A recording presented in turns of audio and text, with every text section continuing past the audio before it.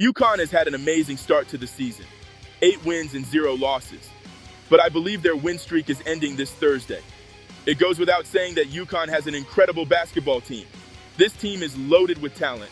There hasn't been a single team they have played so far where you thought, dang, UConn might actually lose this game. But they haven't played a team close to Notre Dame's level yet. And I think that will reveal itself. It's basically a consensus that UConn is a better team than Notre Dame, but that's not going to be the case after tomorrow. Don't get me wrong, UConn is a great team. I don't expect them to lose more than 3 games before the tournament starts, but Notre Dame is the type of beast they haven't dealt with. With all due respect to how good UConn's guards are, I think they are severely outmatched in the backcourt, which is a big part of why I have Notre Dame winning.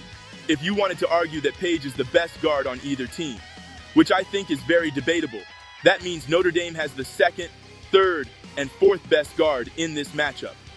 This is a problem UConn rarely deals with, as they are usually the ones that have the massive upper hand in the backcourt.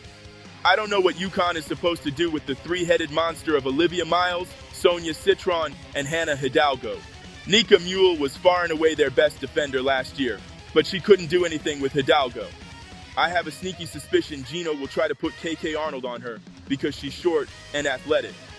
But Texas tried to do that with Rory Harmon, and it did not work. Paige got away with not guarding the best guards last year because of Nika Mule, but she can't do that this year. She's going to have to step up and guard Hidalgo for them to have a chance of winning this game. Otherwise, Hidalgo is probably going to have another 30-piece. But even if Paige guards Hidalgo, they still have to deal with Olivia Miles and Sonia Citron. If Paige is guarding Hidalgo, it's going to give Olivia free reign to cook. UConn's best bet is hoping Olivia's shot is off, because that will allow them to clog the paint a little bit. Sonia Citron was pivotal to Notre Dame's success against UConn last year because of what she brought on both ends of the floor. If she was in the shooting slump she was at the beginning of the season, I would be a lot more worried. But the fact she's out of it is going to complicate things for UConn. It doesn't help that AZ Fudd has been ruled out for the game. This is definitely a bummer, but I hope she is able to make a full recovery. If she was playing, I still think UConn would have had a hard time competing with Notre Dame's backcourt. The fact she isn't playing just makes things that much harder for UConn. That being said, I'm not going to disrespect Paige. People have been wildly overreacting when it comes to Paige Bueckers' recent performances. We have a 3-year sample size of her shooting over 50% from the field, but she has 2 bad games, and people are acting like the sky is falling and she's overhyped. There's no way this shooting slump will last. The fact she shot bad the last 2 games makes me more worried than if she was shooting well, because that means she's primed for an insane shooting night. I just hope it isn't tomorrow. Sonia Citron did an amazing job on Paige last year. She was able to hold her to only 5 of 17 from the field. But I think Paige is even better this year than she was last year. The same way I could care less about Notre Dame dropping 2 games in the holiday tournament, I don't put any stock into Paige struggling during the last 2 games she's played. We have seen more than enough from the past several years to know she's going to bounce back and dominate. But she can't outplay Notre Dame's backcourt all by herself. UConn is going to need their other guards to step up. But it's going to be a little hard to do that with Hidalgo and Olivia Miles on them. But obviously guard play isn't everything. The front court battle is just as important. Sarah Strong is going to be a massive problem for Notre Dame. If there's any game this season Notre Dame will miss Maddie Westbeld, it's UConn. She's the person Notre Dame ideally would have guard Sarah Strong, but to my knowledge, she won't be available. The best bet is to hope Leah 2 athleticism and strength will be able to slow Sarah Strong down. But I think her having a good game is inevitable. But the thing is, Notre Dame doesn't need to shut down Sarah Strong. We saw Aaliyah Edwards destroy Notre Dame last year, but the Irish still handily won the game because UConn couldn't stop any of Notre Dame's key players. At the center position, UConn has rotated between Ice Brady and Jana El Alfi.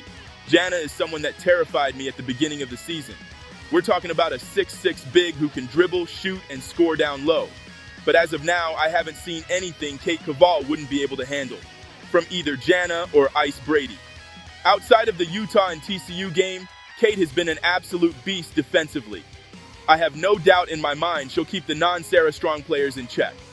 Paige and Sarah worry me, but I still think Notre Dame has a decisive advantage in the starting lineup, which leaves us with the bench. UConn undeniably has the advantage this game. The problem is, I don't think their depth advantage is as big or will be impactful as people think. Their bench is good. But it's no South Carolina, or even UCLA level. That's two teams, if Notre Dame plays, they are going to have serious issues with. Because they have bench players that would be starters on 99% of the teams in college basketball. UConn's bench is good, but it's not on the level of South Carolina, or even a team like UCLA. Their bench is closer to the level of what Texas has, and that wasn't enough against Notre Dame. Ironically, I expect this game to go a lot like the game last year when UConn played Texas in their gym. The backcourt of Madison Booker and Rory Harmon completely overwhelmed them. The intense defense and speed that Texas put on UConn was too much for them to handle, and I think this will prove to be the case when they play Notre Dame. But that's it for this video. As usual, I'll leave this video up regardless of the result. I've been on a hot streak lately, so I hope it keeps up. I think this will be one of the most exciting matchups of the entire year, and I can't wait for tomorrow. As always, thanks for watching.